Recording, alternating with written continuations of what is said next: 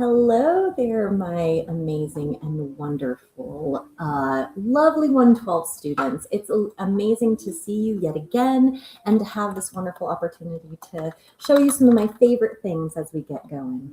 So without further ado, I just kind of wanted to walk through the week and then also give you a little bit of information about where we're going. All right. So I am starting to assess through all of your personal introductions, and I'm loving what I'm seeing so far. So thank you all for your engagement. Just as a quick reminder, your HOT, which is your census activity, is due by the 26th, which is tomorrow, Wednesday. You must make sure that you put that in order to access course content, and you also must make sure that you do that or you'll be dropped from the class. So if you want to continue in our course, just make sure that you do that. All right, so last week we were kind of looking at what it is to be the foundation of what it is to be a person who speaks and writes and continues this conversation. So we're going to kind of dig a little bit deeper into language and identity. If you did 111 last year, which most of you should have, then you'll probably remember that you did a personal narrative or essay 1 literacy narrative style. So we're kind of using some of those same like reflective properties of like who we are as people as a way to start continuing our conversation. So as you're going to week 2 this week, what I want you to be paying special attention to is how does our language and our sense of identity kind of change what reading and writing really looks like, okay? So our threshold concept this week is reading as a cognitive activity. So like we read and we write to understand, not just because it's, old, stuffy, boring literature. All right, so what you'll notice for the reading this week is that you're going to have a piece by Hurston, which is going to be annotated on Harmonized. And then you're going to read the Norton Field Guide to Writing, Chapter 3, Summarizing and Responding. That is from your 111 text, the Norton Field Guide to Writing. And if you don't have that text, that is okay. It's all right. But it might be helpful for some of you who need a refresher on these concepts. The other thing is, these are all in the Norton Field Guide to Writing. Okay, so you get to kind of pick one of those that you want as an example.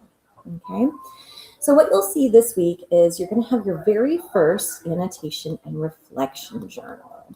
I'm going to be taking the metacognitive awareness inventory off of here because it's something that I won't be addressing this week, so you can kind of skip that. So the only thing you need to really worry about this week is Form 2 and your annotation and reflection journal, okay? So those are the things that you're going to be doing. I've got some lecture notes here on Kincaid. We will be working with Kincaid next week, so don't worry about that. But I've got a couple of interesting pieces on how do I write an analysis prompt and writer's notebook and template directions. What you're going to be doing for your reading and annotation journal is the prompt is from Hurston. And so you're going to answer this question as a journal prompt, and it will be your very first journal prompt in your writer's notebook. Now, what I want to make sure is clear for some of you who were confused is I had some questions. First thing is Dr. Ham was helping a few people out and said, well, we don't have access to Google. Totally fair. I work with Google at one of my schools, and sometimes not everybody has access. It is fine with me if it is a PowerPoint document. I ask that you have a running document that has all of your journals on it that I have access to. It could be shared with me in OneDrive. So if you need to do like a PowerPoint or a different kind of file, that is okay. I only use Google Slides because it's easy and I can see like everything live updated, but that's all right. If you only have access to Microsoft, please just still submit the things on Moodle, but you can keep your running document in a way that you like. Okay, so your annotation and reflection journal is specifically talking about Hurston's work and thinking about personal stories and packaging around trauma and like how narratives mean something when telling stories. And your forum for the week is going to be looking. I'm sorry, not your forum, but your annotation for the week is going to be collaborative, looking at how it feels to be colored me. So I am going to go ahead and hop to the lecture, and the lecture is also going to be posted. Okay, there we are. All right, so here's what we're going to start with. Okay, so what you need to start with for this week is you're going to read Hurston. It's the anchor. This is going to be our first kind of touch point. And some of you who hit me over the summer when we did an 8-week course, this is going to feel a little slow to you because we're stretching it out more like it should be. So you're going to read Hurston, you're going to annotate Hurston, you're going to give live documents, and then you're going to create your own writer's notebook key. The writer's notebook that's digital, I do appreciate anything handwritten that goes in there. Remember you have to have multiple modes in that writer's notebook. And if you're like, what? Multiple modes. Multiple modes is like voice or a picture or a map or I don't know, sketch notes. It just is a different way so that you're having more than just handwriting. And it's also a way that I can make sure that I'm seeing how you're thinking. And it is a great barrier against AI. And so I want to see that you're doing the thinking. And if I see that you're doing the thinking by talking, that is doing the thinking. If I see that you're doing the thinking by writing and mapping, you are doing the thinking. So the thing about these entries is that you can do voice, you can do color, you can do written, you can do anything you want. I just have to be able to see how you're processing. And that's really the crux of it. And so you're going to write that journal response, but if you want to vocally record it, you can. And I do encourage those. I need some sort of written commentary or vocal commentary so I kind of know what you're thinking, if it's a visual or something that is not explicit. Okay, so we're going to go into 2 questions here with Hurston. Okay, so question number 1 is going to be, where does this writer shift register? What does the shift do? And where do I see the second time that I missed the first? Okay, so we're going to kind of traverse from where we were with English 111 into where we're going. So English 111 kind of established that a text, you read a text, you said what it meant, but now you're reading for how the text is built and taking that into account. You're finding the writer's purpose and audience in 111, but in doing that, now you're going to build a system for reading and then reuse it. Last time you understood how to support a claim with evidence. Now you're going to carry that system in your own field by November. So it's a way of deepening and thinking through how you can take those basic skills and apply them to your discipline. All right, so we're going to start with some literature. So the first 8 weeks, we're focusing in MLA, and then we switch to APA for the annotated bit. So we're going to start with Zora Neale Hurston, How It Feels to Be Colored Me. So a little info on Zora. She's my girl. I love her. She's one of my favorite authors of all time. Their Eyes Were Watching God is one of those books that has changed me, changed my life, changed my understanding of language and what language means as a way to write about self and identity. I've got this video here. I'm just going to play you a minute of it so that you can get a taste of it, but it is linked in the slides as well. Uncle Bud's a man like this. He can't get a woman, gonna use his fist. Uncle Bud. Zora Neale Hurston put her hometown of Eatonville, Florida on the map with heartfelt stories, folklore, and songs like this one.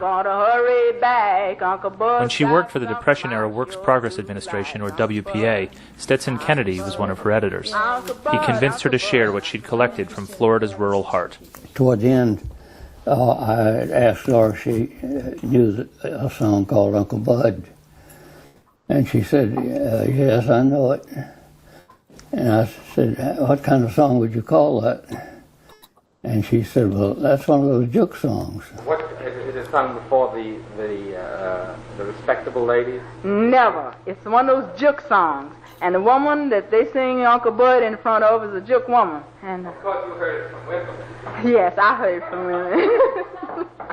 Every community on earth should wish they had a Zora Hurston to do the same for them. But that's not always how residents here have felt. The Eatonville Zora described in the WPA Florida Guide was a private protective place, and the community has struggled, like Zora, with ebbs and flows of respect. Its personality hasn't changed. Despite pressure from sprawling Orlando, it still feels like a small, independent town. This was one of the first black municipalities to incorporate back in the 1880s. The Franklins have been living in the area for generations and have worked hard to preserve Eatonville's history. To myself, I'm proud. I love Eatonville. I'm proud of it because it's. I can look back and how a few 27 black men got together and started this town, and it's still lasting. So I'm proud of that. Mr. Franklin remembered seeing Zora drive into town when he was a boy.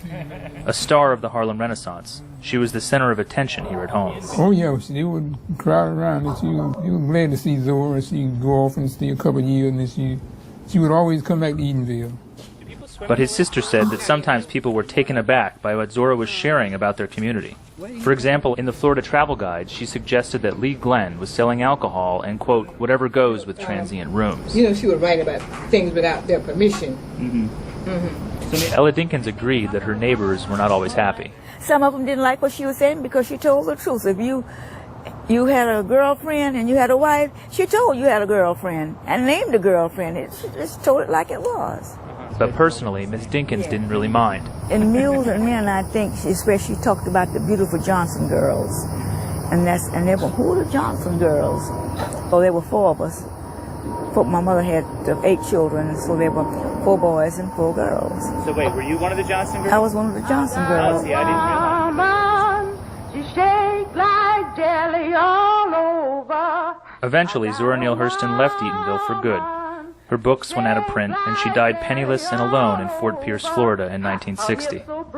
Zora's home was eventually torn down, as was the famous Joe Clark store that used to sit across the street. The town had hit some hard times. We had everything we needed out here. Then all of a sudden, integration came in, and everything just fell apart. The local college preparatory high school became a technical school for the county, and Eatonville students were bussed out to other areas, which diluted the town's cohesiveness. For example, black students, black children, were accustomed to being hugged. I mean, I remember this. You hug your teacher in the morning or you hug your teacher at night. I mean, that's just what happened. You were not hugging your white teacher because your white teacher, I mean, if that's not the way that's a cultural divide there. Then, in the 1980s, the county tried to push a highway through the community's main street. And that's when things started to change. I mean, it was pretty bizarre. They were talking about, as I said, they were going to 5 Lane Kennedy. I think they had 3 retention ponds. 3 retention ponds that they were going to put in at 1.3 miles of road. 3 of them. And one of them was going to be in the park. With her mom and others, the town rebelled. To fight back, residents founded the Association to Preserve the Eatonville Community. And NY began planning a festival to show off the community's ties to Zora Neale Hurston. In 1990, the first Zora Festival took place and was a major success, attracting 10,000 people. You had Alice Walker who came, and Ruby Dee, and Robert Hemingway, and all these people were coming from out of the area, coming to Eatonville. Well, something was going on. The festival now happens every year, putting Eatonville back on the map. Kennedy Boulevard never did become a highway. In 1998, the town joined the National Historic Registry. And in 2006, Eatonville got a new library, named, of course, after Zora. Today, the town has 2,100 people, up from 136 in 1939 when the Florida Guide was published. It's still poorer than the surrounding communities, but it's also a pleasant, mostly happy place where people tell stories on their porches, enjoy the local lakes, and flock to church on Sundays.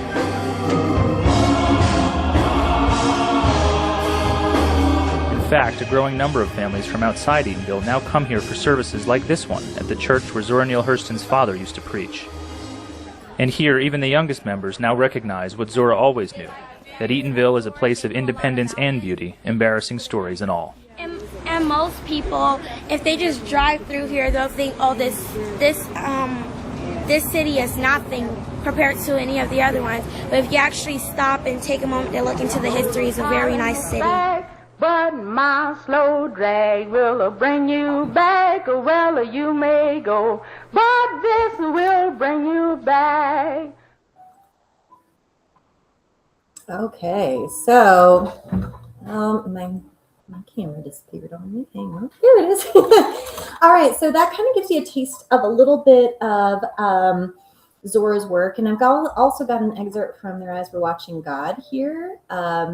But when you're looking at how it feels to be colored me, and there's a reading of it. But this is what I wanted to share with you, which is Eve L. Ewing on I Mean What I Say When I'm Sharpening My Oyster Knife. So this is something that's in Hurston's work that I want to read to you. Okay. What I mean when I say I'm sharpening my oyster knife, I mean I'm here to eat up all the ocean you thought was yours. I mean, I brought my own quarter of a lemon, tart and full of seeds. I mean, I'm a tart, I'm a bad seed. I'm a red-handled thing, and if you move your eyes from me, I'll cut the tender place where your fingers meet. I mean, I never met a dish of horseradish I didn't like. I mean, you're a twisted and ugly root, and I'm the pungent, stinging firmness inside. I mean, I look so good in this hat with a feather that I'm a feather, and I'm the heaviest featherweight you know. I mean that I can't spell anything I talk about with that sorry alphabet you left over from yesterday. I mean, when I see something dull and uneven, barnacled and ruined, I know how to get in its iridescent everything. I mean, I eat them alive. What I mean is I'll eat you alive. Slipping the blade in sideways, cutting nothing because the space was always there. All right, and so I love this poem, but there's a line in How It Feels to Be Colored Me that says, no, I do not weep at the world. I'm too busy sharpening my oyster knife. So I want you to kind of like think about what you feel like that would mean in the context of this piece.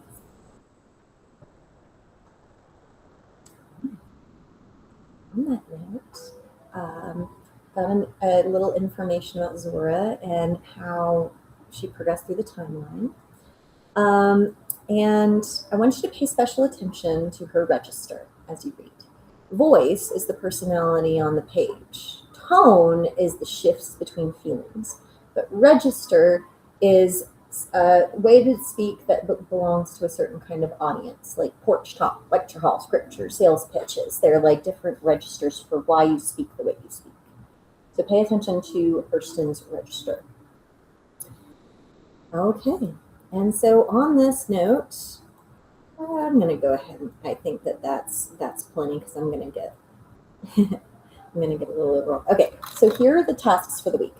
Census activity, remember to do your initial form post Thursdays. Annotation and reflection journal is due on Sunday, as is, and that will be the bottom two of the same. So it's the same. And on that note, I think I will leave you. If you have any trouble setting up your notebook, please reach out to me. But as long as it's a running document, it's okay. And on that note, I hope you all have a great week.